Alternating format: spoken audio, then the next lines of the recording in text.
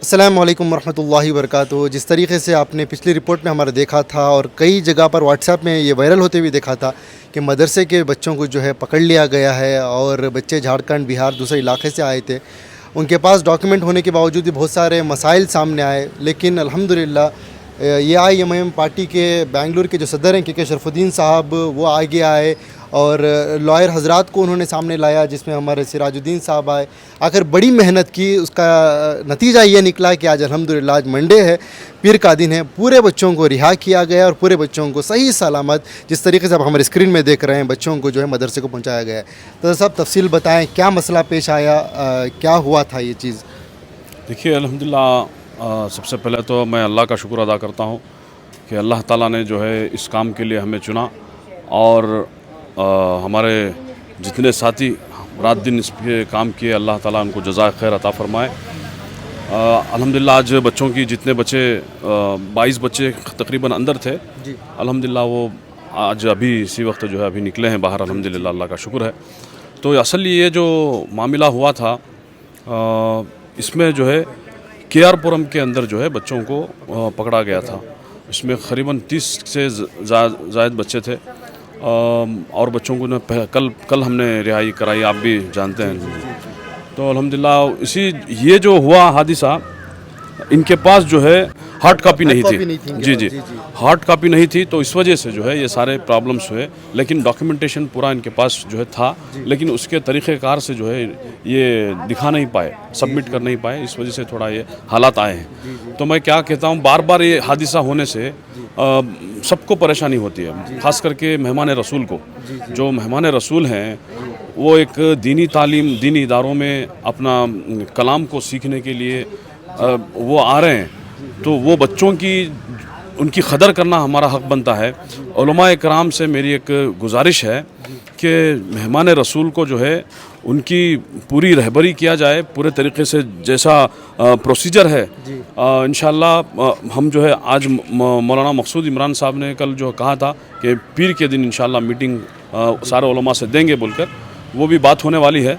तो मैं ये कहना चाह रहा हूँ कि ऐसा फिर दोबारा ना हो कि बार बार देखिए हम जो है हम भी परेशान, बच्चे अंदर हैं, बच्चे मासूम बच्चे हैं, ये बार बार जो है अंदर जा कर के परेशान, 10 साल 8 साल के बच्चे जो है बहुत परेशान होते हैं। कोई अपनी औलाद को 3 दिन दूर रख कर के देखे मालूम पड़ेगा। तो ये सारे चीज़ें हैं। अब ये जितने भी मेहमान रसूल हैं वो अपनी औलाद की नज़र देखें। मैं आजिज़ाना और इल्तिजाना में उलमा से मैं अदबन गुजारिश करता हूँ। गुजारिश ये है कि बच्चों के वालिदैन, अगर बच्चा छोटा है, 10 साल की उम्र से या छोटा है या फिर 10-12 साल का है, तो ये बच्चों को जो है ख़ुद अपने वालिदैन ला कर के छोड़ेंगे तो बहुत ही बेहतर होगा। नहीं तो इसमें बहुत सारी तकलीफ़ें बच्चों को आएंगी, वो बता नहीं सकते। आम मजमे में इंशाअल्लाह उलमा के साथ जब मीटिंग होगी तो सारे बातें जो है, कई सारे इसमें ऐसे भी मसाइल हैं जो हम आम मजमे में बता नहीं सकते। बहुत सारी चीज़ें हैं। अल्हम्दुलिल्लाह इंशाअल्लाह उलमा के साथ जब मीटिंग होगी तो इस बातों को जो है उलमा के सामने रखा जाएगा, उलमा की खिदमत में रखा जाएगा। जो उलमा इस पर काम करें, अल्हम्दुलिल्लाह हमसे जो है।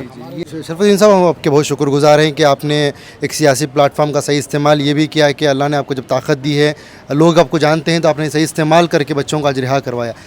हमारे साथ जो हमारे एडवोकेट सिराजुद्दीन साहब क़ानूनी इल्म ज़्यादा जानते हैं, तो बार बार कहा यह जा रहा है कि उलमा इसके ऊपर नज़र डालें, सही रास्ता निकालें।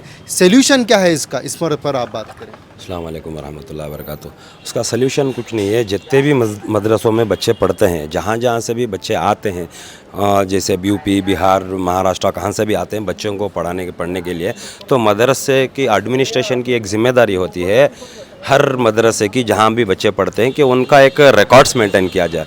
जैसे कि बच्चे का आधार कार्ड हो, या उसका बच्चे का कोई भी शनाख्ती कार्ड हो, या बच्चे का रेशन कार्ड में नाम हो, वहाँ का एड्रेस हो, फिर उसके बाद में उनके माँ बाप का आधार कार्ड हो, उनका मोबाइल नंबर्स हो, उनके घर का एड्रेस हो, लोकल थाना का, वहाँ के लोकल थाना का एड्रेस हो। इसके बाद में जहाँ जो भी कोई गांव से आते हैं, वहाँ गांव के मुखिया का, चेयरमैन का कुछ ये लेटर हो, ताकि ये बच्चे यहाँ पे पढ़ रहे हैं और चेयरमैन को मालूम होना चाहिए कि महाराष्ट्र से आ रहे हैं, बिहार से आ रहे हैं, यूपी से आ रहे हैं, वहाँ के चेयरमैन को, गांव के मुखिया को मालूम होना चाहिए उधर कि ये बच्चे फ़लाँ मदरसे में, बेंगलुरु शहर में फ़लाँ मदरसे में पढ़ रहे हैं, ताकि कभी यहाँ से कभी कोई रेलवे स्टेशन से प्लेटफॉर्म में कोई बच्चों को पकड़ ले तो वहाँ से फ़ोन करके इंक्वायरी किया तो वो उनको इन्फॉर्मेशन देना, हाँ ये बच्चे जा रहे हैं, हमको भी इसका बारे में मेल में। वो बच्चे साल में एक बार पढ़ते हैं, फिर साल में एक बार आते हैं, रमज़ान में या बकरीद में छुट्टियां मनाने के लिए आते हैं, मदरसे से छुट्टी जाते हैं, यहाँ के ही बच्चे हैं।